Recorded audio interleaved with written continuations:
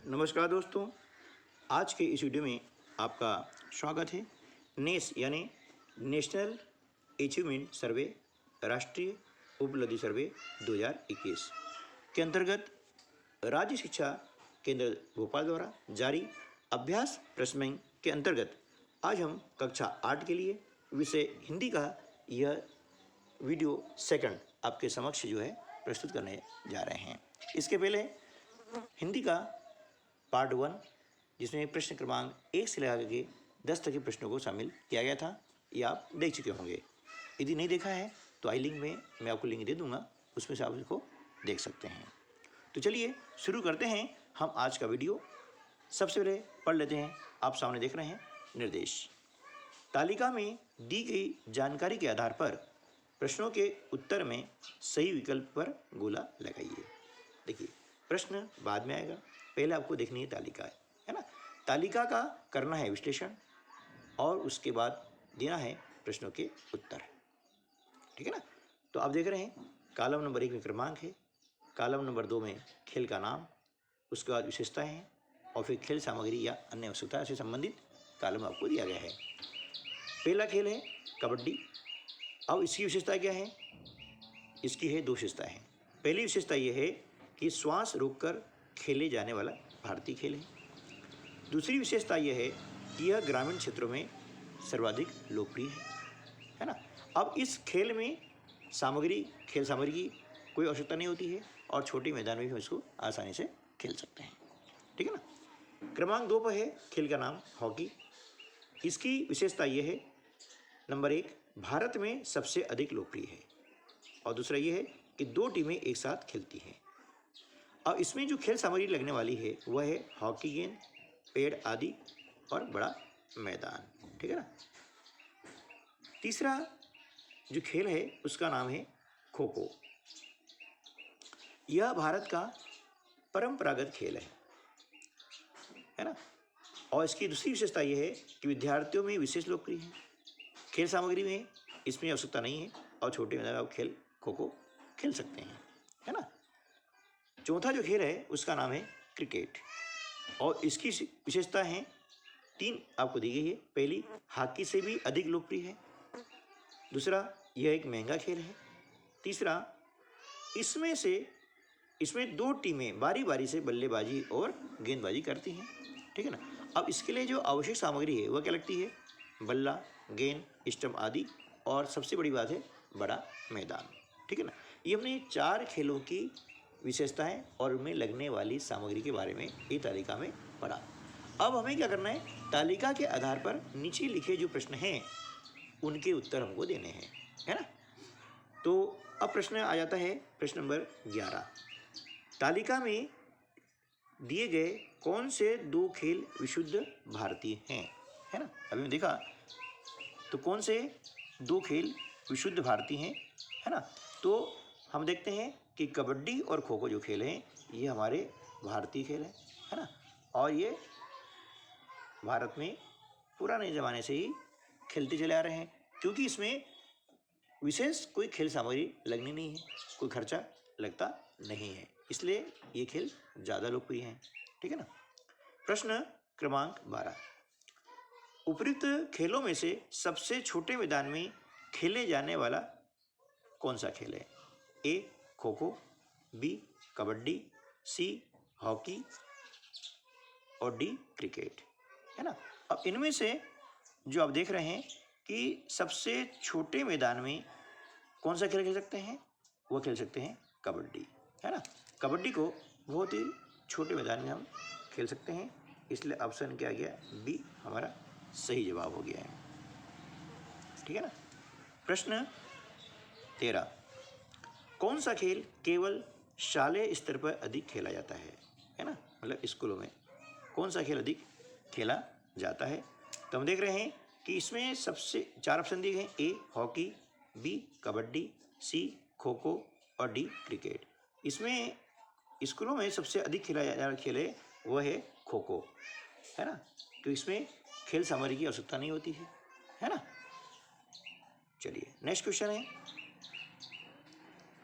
कौन सी खेल सामग्री दिए गए खेलों में एक से अधिक खेलों में उपयोग की जाती है? ए बल्ला, बी हॉकी, सी स्टम्प, डी गेंद, है ना। तो इसमें जो आपका सही जवाब हो जाएगा वो हो जाएगा गेंद, है ना। ये एक से अधिक जो खेल होते हैं उसमें उपयोग में लाई जाती है गेंद, ठीक है ना। प्रश्न 15, ग्रामीण क्षेत्रों में कबड्डी की लोकप्रियता का कारण क्या है? ए यह एक महंगा खेल है, बी यह एक भारतीय खेल है, सी यह बिना सामग्री के खेले जाने वाला खेल है, डी यह एक से अधिक सामग्री के साथ खेले जाने वाला खेल है। तो हम देख रहे हैं कि कबड्डी इसलिए ज़्यादा लोकप्रिय है कि इसमें कोई सामग्री लगती नहीं है, है ना, और मैदान भी छोटा चल जाता है, कहीं भी हम कबड्डी खेल सकते हैं, इसलिए हमारा ऑप्शन सी ये सही जवाब हो जाएगा और इसमें हम लगा दिया है गोला, ठीक है ना। चलिए नेक्स्ट क्वेश्चन चलते हैं। अब अगला आप देख रहे हैं यहाँ पर एक दिया गया है पोस्टर, और जिसे भी हमने तालिका पढ़ी थी और उस पर आधारित प्रश्नों को हल किया था। अब आपको यह दिया गया पोस्टर को पढ़ करके दिए गए प्रश्नों के उत्तर में सही विकल्प पर गोला लगाना है। पोस्टर है दांतों की सुरक्षा संबंधित। यहाँ आप देख रहे हैं 4 चित्र हैं। पहले चित्र में दिया गया है दांत शरीर का एकमात्र हिस्सा है जो खुद को ठीक नहीं कर सकता है, उनकी रक्षा करें, ठीक है ना। दूसरा आगे जो चित्र है उसमें ये दिया गया है कि एक सुंदर मुस्कान आपके लिए अनेक अवसरों के दरवाजे खोलती है। फिर नीचे तीसरा नंबर दिया गया है, क्या आपको पता था प्लाक में बैक्टीरिया की 300 प्रजातियां शामिल हैं। और चौथा है धूम्रपान छोड़ दें ताकि दांतों पर दाग, मसूड़ों के रोग और दांत के नुकसान की संभावना को कम करने में मदद मिले, ठीक है। ये 4 आपको दिए गए पोस्टर। अब इन पोस्टर के आधार पर हमें क्या करना है, नीचे दिए गए प्रश्नों के उत्तर देने हैं। तो प्रश्न क्रमांक 16 आता है, उपयुक्त सामग्री के आधार पर कौन सा कथन सर्वाधिक उपयुक्त है। अभी आपने देखा पोस्टर, उसके अनुसार, है ना। ए शरीर में ऐसे कई अंग हैं जो स्वयं अपनी रक्षा नहीं कर सकते हैं, है ना। बी जो धूम्रपान करते हैं उन्हीं के मसूड़ों में रोग होता है। सी बिना दांतों के प्रभावशाली व्यक्तित्व संभव नहीं है। डी प्लॉक के लिए एक ही तरह के बैक्टीरिया उत्तरदायी नहीं है। तो अभी हमने जो पोस्टर पढ़ा, है ना, और देखा, उसके अनुसार यह हो जाएगा कि बिना दांतों के प्रभावशाली व्यक्तित्व संभव नहीं है ना। दांत के बिना आप देखा होगा कि गाल पिचक जाते हैं, है ना, सही उच्चारण हो नहीं पाता है ना, और आदमी बोलता कुछ और है और सामने वाला सुनता कुछ और है, ठीक है ना। तो इसलिए ऑप्शन सी हमारा सही जवाब होगा। प्रश्न 17, उपयुक्त जानकारी का उद्देश्य है, 1 दांतों को स्वच्छ रखने के तरीके समझाना, 2 दांतों की उचित देखभाल के लिए जागरूक करना, तीसरा धूम्रपान से होने वाले नुकसान बताना, चौथा दांतों में लगने वाले कीड़ों से बचने के उपाय बताना। अब इसके आधार पर उद्देश्य कौन कौन सही है, इसके लिए दिया गया ऑप्शन ए पहला और तीसरा, बी केवल पहला, सी चौथा और तीसरा, और डी केवल दूसरा। इसको आप देखेंगे तो हम देख रहे हैं कि यहाँ पर दांतों को स्वच्छ रखने के तरीके समझाना ये उसका उद्देश्य है, और दांतों की देखभाल करने के लिए जागरूक करना, है ना। तो यह हमारा ऑप्शन ए क्या हो जाएगा, सही जवाब हो जाएगा, और हमने इस पर गोला लगा दिया है, ठीक है ना। चलिए नेक्स्ट क्वेश्चन है, सुंदर मुस्कान के कारण अवसरों के दरवाजे क्यों खुल जाते हैं। ए व्यक्ति प्रभावित हो जाता है, बी सामाजिक दूरी बढ़ जाती है, सी बेरोजगार के विभिन्न क्षेत्रों में संभावनाओं की वृद्धि, और डी है सकारात्मक परिवर्तन प्राप्त न होना। तो देखिए सुंदर मुस्कान के कारण क्या होता है, अवसर दरवाजे इसलिए खुल जाते हैं क्योंकि सामने वाला व्यक्ति क्या है, प्रभावित हो जाता है। इसलिए ऑप्शन ए सही जवाब होगा। ठीक है ना। चलिए अब प्रश्न क्रमांक जो है 19, पोस्टर के आधार पर सही कथन चिन्हित करें। है ना, अभी हमने पोस्टर देखा और उसके आधार पर हमको बताना है। ए, धूम्रपान के कारण दांतों की वृद्धि हो जाती है। बी, दांत स्वयं को ठीक कर लेते हैं। सी, सुंदर मुस्कान का आधार धूम्रपान है। और डी ऑप्शन है, दांतों की सुरक्षा करना आवश्यक है। अब देखिए, धूम्रपान के कारण दांतों वृद्धि होती है, गलत, ये भी सही कथन नहीं हो सकता है। दांत स्वयं को ठीक नहीं कर लेते हैं, अपने आप ठीक नहीं होते हैं। और सुंदर मुस्कान का आधार धूम्रपान नहीं है, है ना। इसलिए अब यहाँ क्या हो जाएगा, सही जवाब ऑप्शन डी, यानी दांतों की सुरक्षा करना आवश्यक है, यह इस पोस्टर का उद्देश्य था, है ना।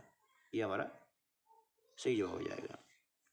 प्रश्न क्रमांक 20, धूम्रपान छोड़ने का मुख्य उद्देश्य क्या है।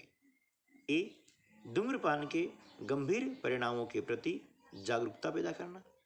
बी, धूम्रपान सहजता से उपलब्ध कराना।